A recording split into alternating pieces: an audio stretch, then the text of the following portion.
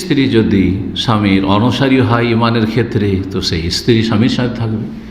স্বামী যদি ইমানদার হয়, যেমন স্ত্রী ইমানদার, যেমন স্ত্রী নামাজি তেমন স্বামীও নামাজি, তাহলে একসাথে মিলিত হবে। আর এর বিপরীত হইলে হবে না, হবে না। জি। তো উলামায়ে কেরামগণ এ সম্পর্কে বলেছেন, স্বামী স্ত্রীর বিষয়টি আজকে বিশেষ করে আলোচনা করব। 6টি অবস্থা বর্ণনা করেছেন নারীদের পরকালে এবং দুনিয়াতে। পরকাল দুনিয়া দুটো ক্ষেত্রকে সামনে রেখে 6টি অবস্থা হইতে পারে।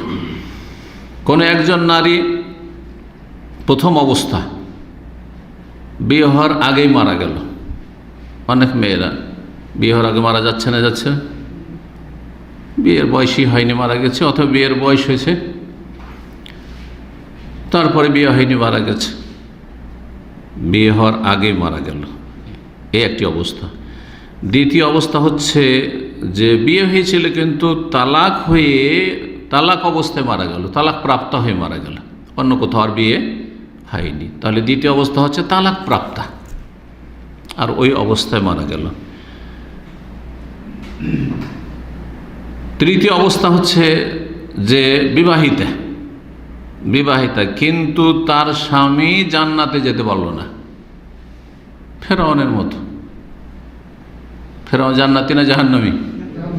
কিন্তু তার স্ত্রী আসিয়া রাদিয়াল্লাহু জান্নাতি। তাহলে আসিয়া কার সাথে থাকবেন? ফেরাউনের সাথে? কোশ্চিন কালেও না। জি।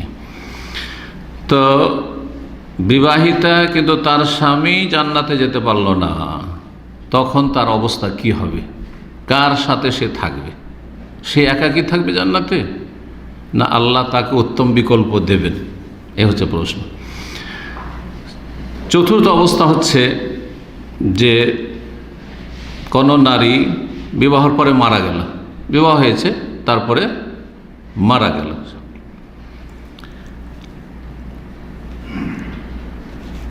পঞ্চম অবস্থা হচ্ছে যে স্বামী মারা গেল, বিবাহ হয়েছিল কোনো মহিলা, তারপরে স্বামী মারা গেল, আর তারপরে সে বেঁচে থাকলো আজীবন, বিয়ে করলো না, যতদিন বেঁচে থাকলো আর বিয়ে শাদী করলো না।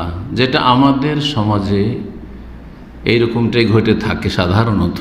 অধিকাংশ মহিলারা একটু বয়স গড়িয়ে গেলে, এমনকি অনেকের বয়স গড়ায়নি, ভালো বয়স আছে, যথেষ্ট বয়স আছে বিয়ে শাদীর, তারপরেও বিধবা হওয়ার পরে বিয়ে শাদী করতে চায় না, তারা করে না, অথবা তাদেরকে কেউ করে না। এই যে বিধবা হওয়ার পরে বিয়ে করে না দীর্ঘ সময় ধরে, অথচ যৌবনকাল আছে, ফিতনার আশঙ্কা আছে, বরং খুবই বেশি আশঙ্কা আছে, বরং ফিতনায় লিপ্ত হয়ে যাচ্ছে, শুধু আশঙ্কায় নয়, এরকম বহু রিপোর্ট পাওয়া যাচ্ছে। এটা ইসলাম সমর্থন করে না, এটা হিন্দুদের পাশাপাশি বসবাসের কারণে হয়েছে। বিধবা নারীকে খারাপ দৃষ্টিতে দেখা হয় মুসলিম সমাজে, এটি জাহেলিয়াত। তাদেরকে রাক্ষসনী বলা হয়। তুই তোর স্বামীকে খেয়েছিস, গাল দেয় না আমাদের দেশে? খারাপ এভাবে গাল দেয়। জি। আল্লাহ না করে কোনো বোনের যদি পরপর 2-3টে স্বামী মারা যায়, তো সবাই বলতে থাকে ইল্লা মাশা আল্লাহ, শতকরা 99টা মুসলিম নর নারী বলে থাকে এলাকার যে ওই মহিলা খারাপ, অলক্ষী, কুলক্ষণ। এটা শিরক, এই আকীদা। কোনো কিছুকে বা কোনো অবস্থাকে কাউকে অলক্ষী কুলক্ষণ মনে করা কি শিরক, আর তেয়ারা তো শিরকুন। জি।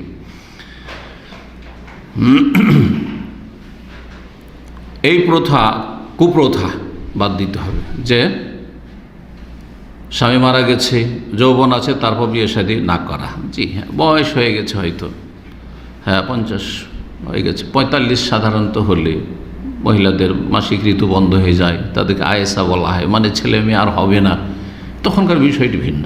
জি। তারপরেও কেউ যদি বিয়ে করে তো ভালো কথা, কোনো অসুবিধা নেই। জি। আমাদের দেশে একটা 50 বছর 60 বছরের মহিলা যদি বিয়ে করে স্বামী ইন্তেকাল, বিধবা হওয়ার পরে, তাহলে বড় আইবের কথা, দোষের কথা হয়ে গেল, তাই না? কুসংস্কার আছে আমাদের সমাজে, ভ্রান্ত ধারণা রয়েছে। কয় নম্বর বললাম? 5 নম্বর বললাম। 6 নম্বর হচ্ছে যে স্বামী মারা গেছে, বিধবা হয়েছে, তারপরে অন্য কোথাও বিবাহ বসেছে। আগের স্বামী মারা গেছে, বিধবা হইল, বিধবা হওয়ার পর অন্য কারোর সাথে বিবাহ বসল। তাহলে এখন প্রশ্ন থেকে এই অবস্থায় বা প্রত্যেকটি অবস্থায় যে কার সাথে জান্নাতে অবস্থান হবে, আগের স্বামীর সাথে না পরের স্বামীর সাথে, 6 নম্বরটি। এখন এক একটি করে হুকুম এই 6টি অবস্থা বলে দেওয়ার পরে আপনাদের সামনে আলোচনা করি। প্রথম অবস্থা কি বললাম, যে কোনো মেয়ে বা মহিলা মারা গেল বিয়ের পূর্বেই, তাহলে কি কোনো স্বামী পাবে না? বিয়েই তো হয়নি, বিয়ের আগেই মারা গেছে, স্বামী পাবে না? না, আল্লাহ রাব্বুল আলামিন জান্নাতে তার উত্তম স্বামীর ব্যবস্থা করে দেবেন। দুনিয়ায় স্বামী পায়নি, জান্নাতে আল্লাহ রাব্বুল আলামিন উত্তম স্বামীর ব্যবস্থা করে দেবেন। দুনিয়ার কোনো নেক ভালো পুরুষ আল্লাহ তাকে দেবেন, যদি তার পছন্দের থেকে থাকে। ধরেন সাবালিকা হয়েছে, 18 বছর, 20 বছর, 15 বছর বয়স হয়েছে, 30 বছর হয়েছে, বিয়ে শাদী হয়নি, আর মারা গেছে, কিন্তু তার মনে চাহিদা ছিল যে এরকম একজন পরহেজগার, নেক ইত্যাদি, তাহলে তার মনের আশা আল্লাহ পূরণ করবেন। কারণ আল্লাহ কোরআনে কারীমে কি বলছে, ওয়ালাকুম ফিহা মা তাশতাহি আনফুসুকুম, সূরা ফুসসিলাতে, সূরা হামিদ সাজদাতে আল্লাহ বলছে জান্নাতে তোমাদের জন্য রয়েছে যা তোমাদের মন চাইবে। জি, মনের সমস্ত আশা আকাঙ্ক্ষা আল্লাহ পূরণ করে দেবেন একমাত্র জান্নাতে। পৃথিবীতে কারো মনের সব আশা আকাঙ্ক্ষা পূরণ হয়নি আর হবেও না, কারো না।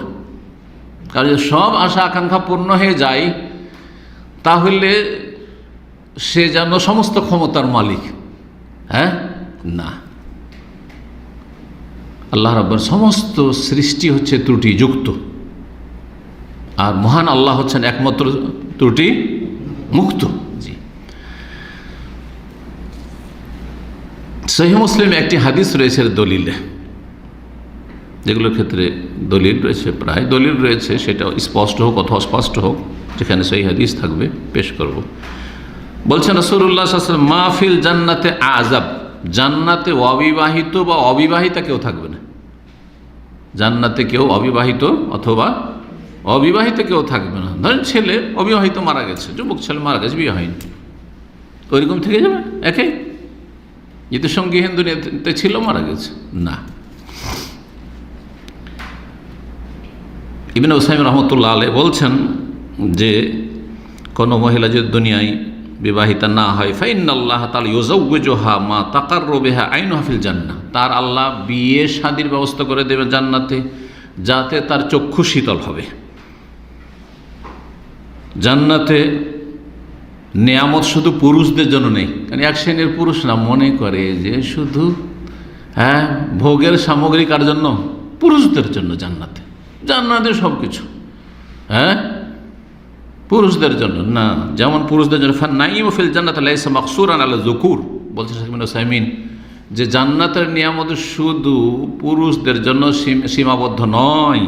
জি, ওয়া ইন্নামা হুয়া লিযুকুর ওয়া লিনাস, পুরুষ নারী, নর নারী সকলের জন্য জান্নাতের নিয়ামত রয়েছে। ও মিন জুমলাতিন নাঈম, আর যেসব জান্নাতের নিয়ামত সমূহ রয়েছে তার একটি আযওয়াজ, বিবাহ শাদী। বিবাহটা আল্লাহর নিয়ামত, তো এই নিয়ামত থেকে বঞ্চিত থাকবে না। দ্বিতীয় অবস্থা কি ছিল?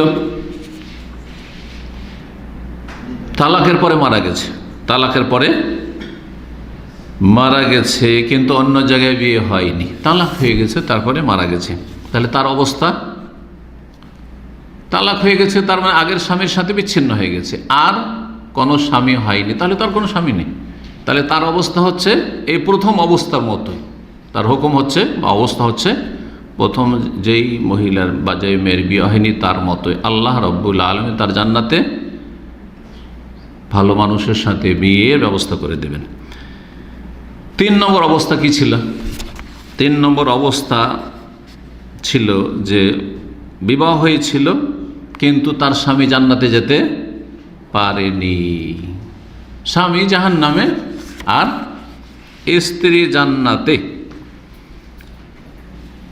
ইবনে উসাইম রাহমাতুল্লাহ আলাইহি এই সম্পর্কে বলছেন, ফালমার আইযা কানাত মিন আহলি জান্নাহ, যদি মহিলা জান্নাতি হয় ওয়ালাম তাতাজাওয়াজ আও কানা যাওজুহা লাইসা মিন আহলিল জান্নাহ, তার বিয়েই হয়নি অথবা তার স্বামী জান্নাতি হতে পারেনি, ফাইন্নাহা দাখালাতুল জান্নাহ, যখন জান্নাতে প্রবেশ করবে ফাহুনাকা মিন আহলিল জান্নাতি মান লাম ইয়াতাজাওয়াজ মিনার রিজাল, সেখানে অনেক জান্নাতি হবে যাদের দুনিয়াতে বিয়ে হয়নি, দুনিয়াতে স্ত্রী ছিল না।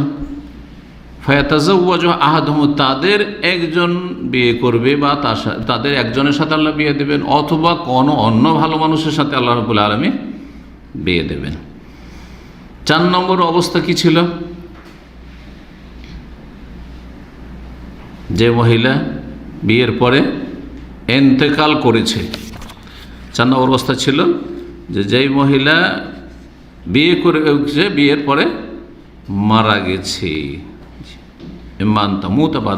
বিয়ের পরে মারা গেছে, তাহলে আর ওর সাথেই ছিল, তালাক হয়নি, আর স্বামী জান্নাতে, ফাহিয়া ফিল জান্নাতি লিজাওজিহা আল্লাযী মাতাত আনহু, সেই স্বামীর হবে যেই স্বামীর বন্ধনে থেকে মারা গেছে, সেই স্বামী যেহেতু জান্নাতি সেই স্বামীরই হবে। তাহলে এটা অধিকাংশ মানুষের ক্ষেত্রে, যে একজন মহিলা হয়তো আগে মারা গেল আর তার স্বামী পরে, তার স্বামী জান্নাতি, তাহলে কি হবে? সেই মহিলা তার স্বামীর সাথে থাকবে। 5 নম্বর অবস্থা কি ছিল? যে মহিলার স্বামী মারা গেছে, মাতাত আনহা যাওজুহা, এবং তার বন্ধনে থেকে গেল, বিয়ে শাদী করলো না, মারা গেল, বিয়ে শাদী করলো না, মারা গেল, তাহলে কি হবে? কি বুঝলেন? হ্যাঁ, আগের মতই হবে। স্বামী মারা গেছে আর তারপরে সে বিয়ে করতে পারতো কিন্তু বিয়ে করেনি, অধিকাংশ মহিলারা যেমন থাকে, তাহলে সেই স্বামী যেহেতু জান্নাতি সেই স্বামীর সাথেই অবস্থান, ফাহিয়া যাওজাতুন লাহু ফিল জান্নাহ, জান্নাতে তার স্ত্রী হবে। কয় নম্বর এটা হলো? 5 নম্বর। 6 নম্বর কি? যেই মহিলা স্বামী মারা গেছে আর তারপর অন্য জায়গায় বিয়ে হয়েছে ওই মহিলার, এখন এইখানে প্রশ্ন, আর এই প্রশ্ন অনেকে করে যে একজন মহিলার 2 জায়গায় 3 জায়গায় 4 জায়গায় বিয়ে হয়েছে, সেই ক্ষেত্রে কার সাথে উঠবে? সবাই যদি জান্নাতি হয়, যতগুলি স্বামী ছিল সবাই জান্নাতি, তাহলে কার সাথে হবে? কি মত আপনাদের? প্রথমটার সাথে না শেষটার সাথে? হ্যাঁ, কেউ বলেছেন এটা কথা যে ওই যে ওয়ালাকুম ফিহা মা তাশতাহি, তোমাদের যা মনে চাই, তো মহিলাকে অপশন দেওয়া হবে যে তোমার 5টা স্বামী ছিল, সুতরাং যেটা ইচ্ছা এটাকে বুঝছেন না। কিন্তু যখন একজন মহিলার বিয়ে হয়ে যায় তখন আগের স্বামীগুলো তখন আর স্বামী থাকে না, খালাস ক্যান্সেল, রহিত। এবার বোঝা গেছে? তো যার বন্ধনে থেকে মারা গেছে সে সর্বশেষ স্বামী, সেটা হচ্ছে আসল স্বামী, কিন্তু এটা হচ্ছে, আর দলিল এটা সমর্থন করে। তাহলে মাসলা কি হলো? এমন মহিলা যে তার স্বামী মারা গেল তারপর অন্য জায়গায় বিয়ে বসলো, তাহলে সর্বশেষ যে স্বামী হবে তার সাথে জান্নাতে হবে, মাহমা কাসরু, যতই সেই সব স্বামীদের সংখ্যা হোক না কেন, 50 জন 100 জন হোক। জি, দলিল আছে হাদিসে, নবী করিম সাল্লাল্লাহু আলাইহি ওয়াসাল্লামের হাদিস, আল মারআতু লি আখিরি আজওয়াজিহা, মহিলা তার সর্বশেষ স্বামীর ভাগে পড়বে, সর্বশেষ স্বামীর জন্য থাকবে জান্নাতে। আল্লামা আলবানী রাহিমাহুল্লাহ সিলসিলাতুল আহাদিসুস সহিহাতে নিয়ে এসেছেন 1281 নম্বর হাদিসটি সহিহ, এবং সহিহুল জামের 6691 নম্বর হাদিস। আর একটি হাদিস ইমাম সয়ুতি নিয়ে এসেছেন, আইয়ুমা ইমরাতিন তুফি আনহা যাওজুহা, কোন মহিলার স্বামী যদি ইন্তেকাল করে, ফাতাজাওয়াজাত বাদাহু, তারপরে ওই মহিলা যদি অন্য জায়গায় বিবাহ বসে যায়, ফাহিয়া লি আখিরি যাওজিহা, সেটি হচ্ছে সর্বশেষ স্বামীর জন্য। আবু দারদা রাদিয়াল্লাহু তাআলা বর্ণনা করেছেন সহিহুল জামের 2704 নম্বর হাদিস।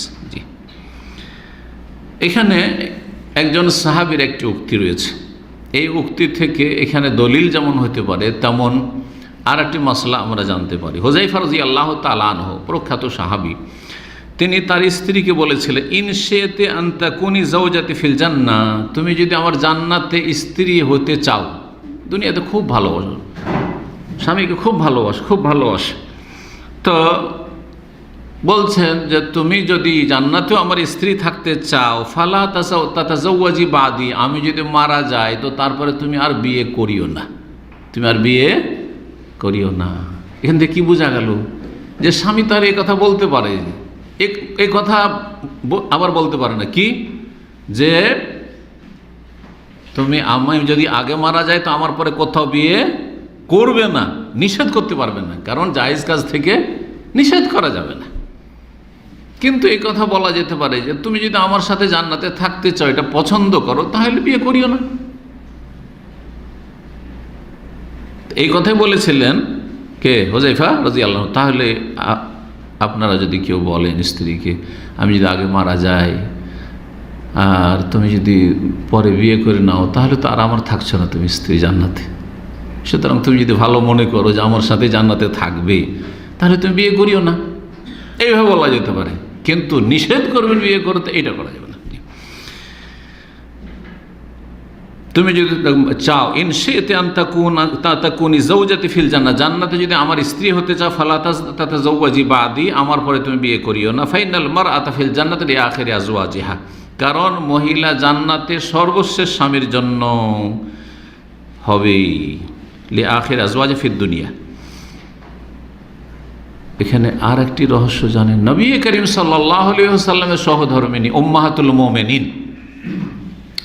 তাদেরকে বিয়ে করা অন্যদের জন্য হারাম ছিল। অন্যদের জন্য কি ছিল? হারাম ছিল। তার বিভিন্ন রহস্য রয়েছে। তার একটি রহস্য হচ্ছে নবী করিম সাল্লাল্লাহু আলাইহি ওয়াসাল্লামের মর্যাদা। নবী করিম সাল্লাল্লাহু আলাইহি ওয়াসাল্লামের মর্যাদা, তিনি সাধারণ মুসলিমের মতো নয় যে তার সহধর্মিণীকে, তার জীবন সঙ্গিনীকে অন্য কেউ বিবাহ করবে, তারপরে এটা বেয়াদবি। এটা বেয়াদবি নবী করিম সাল্লাল্লাহু আলাইহি ওয়াসাল্লামের ক্ষেত্রে, অন্যের ক্ষেত্রে নয়, কিন্তু নবী সাল্লাল্লাহু আলাইহি ওয়াসাল্লামের ক্ষেত্রে বেয়াদবি। এটা একটা জিনিস।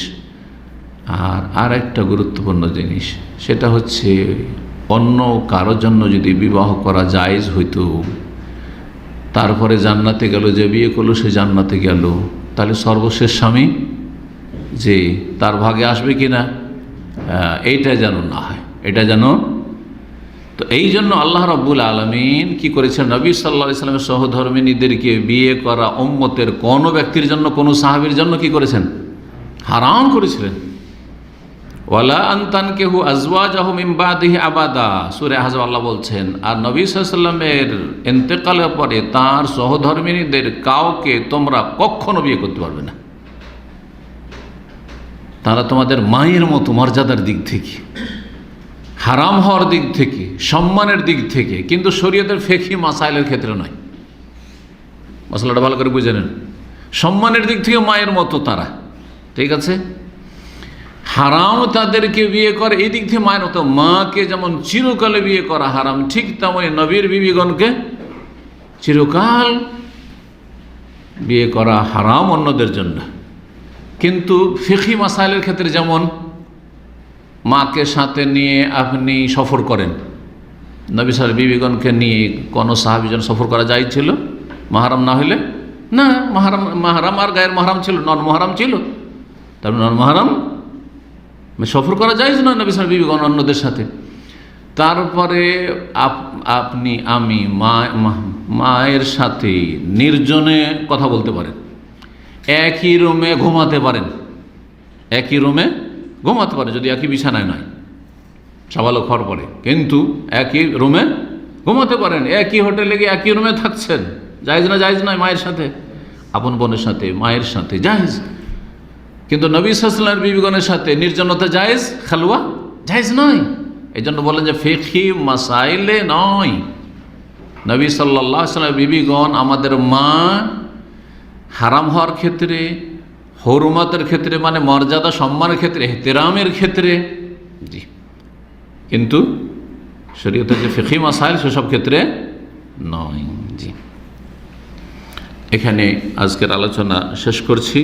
আর তারপরে আমরা কিছু গুরুত্বপূর্ণ প্রশ্ন রয়েছে, সেগুলির উত্তর দেব। আল্লাহ রাব্বুল আলামিন যেন আমাদেরকে উপকারী ইলম দান করেন, ভালো আমলের তৌফিক দান করেন, এবং তাওহীদ সুন্নাহ ভিত্তিক আমাদেরকে জীবনযাপনের তৌফিক দান করেন, শিরক বিদআত মুক্ত থাকার তৌফিক দান করেন, এবং আমাদেরকে আমাদের পরিবার পরিজন আল্লাহ তাদেরকে নেক হায়াত দান করেন এবং ভালো মানুষ যারা তাদের জন্য আল্লাহ ভালো স্ত্রী যেন মিলিয়ে দেন, ভালো স্ত্রী যারা ভালো নারী যারা তাদের জন্য ভালো স্বামী যেন আল্লাহ মিলিয়ে দেন এবং তাদের প্রত্যেকের চক্ষুকে আল্লাহ রাব্বুল আলামিন জান্নাতে যেন তাদের মাধ্যমে শীতল করেন।